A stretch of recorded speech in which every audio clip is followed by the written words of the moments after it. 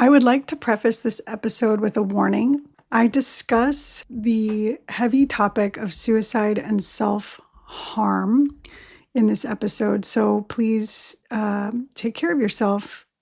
This is part 3 in a series about why I'm not okay with AI anymore.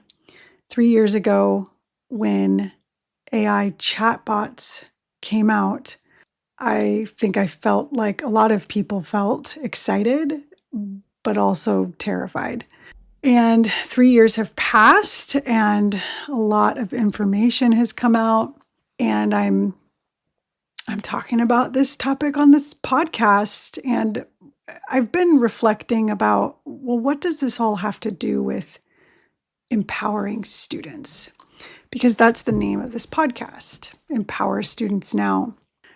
I believe that the way to empower students is through the adults that interact with them. Kids are so vulnerable and they're so impacted by the adults around them. They have very little control over their lives. The adults in their lives are who control things. And so I'm impacting adults who work with kids, who have kids, and in turn, hopefully, this information is helping you to approach your work with children in a more thoughtful manner. So that's sort of my explanation of what all of these episodes about AI have to do with this podcast. And I know that AI is impacting all schools, all children, all teachers, all people, especially, in America, where it's all sort of coming from. I know there's other countries that are developing AI technologies as well, but it just seems all very out of control with no regulation at all. And so we sort of have to figure this out together. And so let's do that. Let's do that right now. So this episode is part 3, and it's about AI from the perspective of a parent, because I am a parent. I have an 11-year-old, and I'm going to tell you a little bit about what we've been through and how this has affected our family and my kid and me. And so let's go ahead and start. Welcome to the Empower Students Now podcast, a podcast about equity, neurodiversity, mindfulness, and student engagement. There's a lot that needs to change in our education system. The good news is teachers have the power to make these changes now.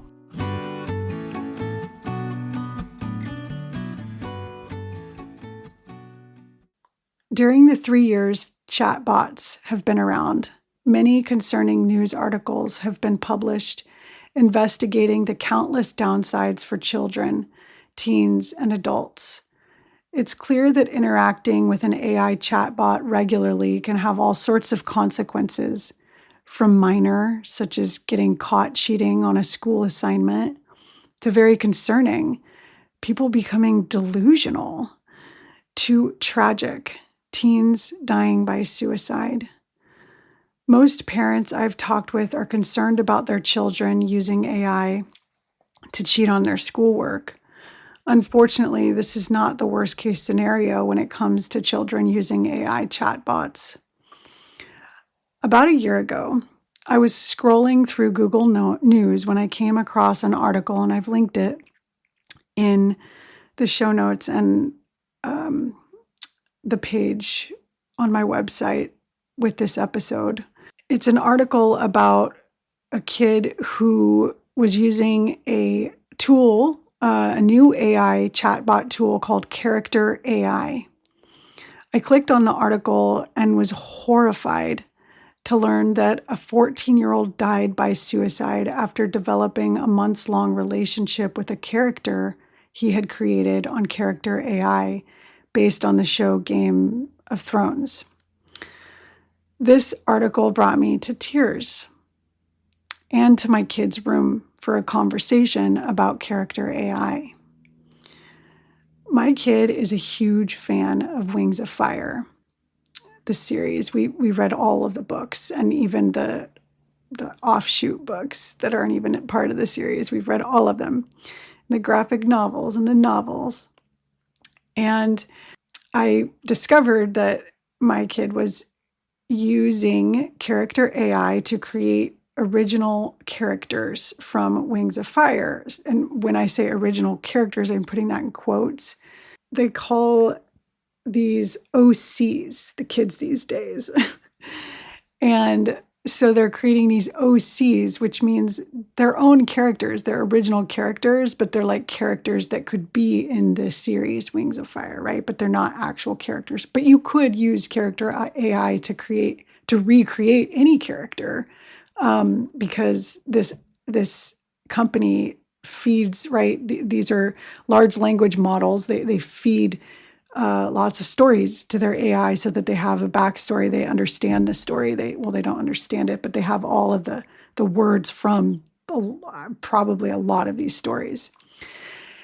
And so it was sort of like as I was trying to figure out how this app works, I discovered that it's conversational. And so it's really back and forth, just like ChatGPT, but kids are talking back and forth with a character that they created, and they could be talking about like sort of a fan fiction story that they're generating on the app. And I encouraged this activity because it was getting my kid excited to write. They were writing, they were storytelling, and they were reading. And I thought, how cool. Character AI works just like any chatbot.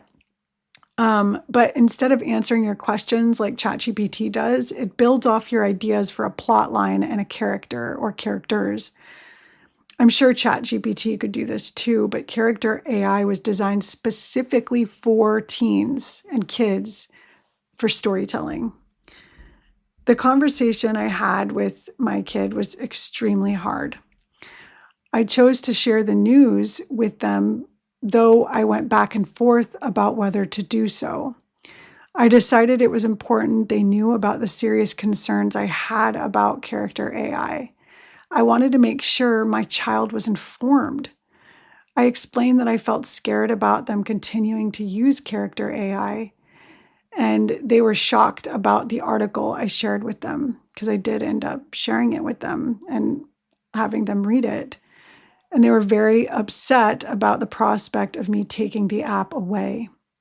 So we came to an agreement that they could use the app, but only if they agreed that I could regularly check up on what they were writing on there. What a strange world we live in. Not only do we have to worry about the information our kids are exposed to online, trolls, bullying, and online predators, now we have to worry about chatbots too. It's confusing, frustrating, and makes me feel a deep sense of helplessness. This is all very dark. And what adds to my disturbance about all of this is that companies are coming out with new chatbot AI products to make parenting easier. For example, there's this new toy called Miko, M-I-K-O. And it's an AI chatbot toy that looks like a robot. It's cute, and it even can comfort your child if they are frightened during the middle of the night. The Miko company's motto is your child's new best friend. What? Are we living in some dystopian alternative reality now? People are buying these products because they believe they're neat, interesting, and fun. Believe me, I get it. I'm a person who gets extremely excited about new technologies. Recently, I discovered Speechify and am in love. It can read any text to you. As someone with ADHD, this is a game changer. I can just quadruple my reading and information gathering. I've been able to keep up with the news much more because of all the big news organizations using AI to read their articles and include audio versions of everything. But all of this, the way that I'm using AI is very different. It doesn't involve developing a relationship with a chatbot. That's something else entirely. What I find most problematic is that kids and adults are developing relationships with their AI chatbots or robots. Maybe some of these relationships are harmless. I mean, people have been using Alexa and Siri and things like that for all sorts of helpful reasons, from listening to the news to setting timers to learning the weather that day. How bad could that be? But it is bad. It's getting bad. It could get bad. The mental health and loneliness epidemics are already wreaking havoc on our lives and relationships. AI is not going to solve these issues. And guess what? Stanford researchers agree with me. Researchers at Stanford did a comprehensive study testing 3 popular AI chatbots for kids: Character AI, Nomi AI, and Replica. According to the study outlined in this article, the article is called Why AI Companions and Young People Can Make for a Dangerous Mix. This is a quote from the article. It was easy to elicit inappropriate dialogue from chatbots about sex, self-harm, violence towards others, drugs, and racial stereotypes, among other topics. The article discusses how kids are drawn to these chatbots because they, quote, mimic emotional intimacy. The researchers in the article concluded that, this is a quote again, it's not just that they can go wrong, it's that they're wired to reward engagement, even at the cost of safety, end quote. So the AI companies, they're claiming they have designed safeguards for kids. And these researchers from Stanford are concluding that the safeguards aren't working. I listened to a recent New York Times podcast episode on the Ezra Klein show titled How Afraid of the AI Apocalypse Should We Be?